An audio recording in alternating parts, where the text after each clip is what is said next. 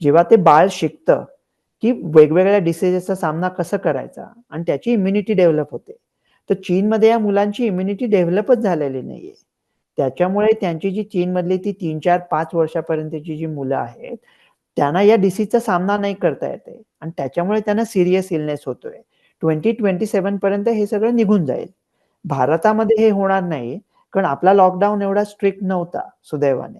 त्याच्यामुळे आपल्या मुलांची इम्युनिटी शाबूत आहे. त्याच्यामुळे एक तर आपल्यामध्ये हे येणार नाही. म्हणजे आपल्याला याचा काही धोका नाही. दुसरं म्हणजे सर्वात भीती सगळ्यांना काय असते, की पॅन्डेमिक झालं तर बाबा महामारी महामारी झाली तर काय होईल?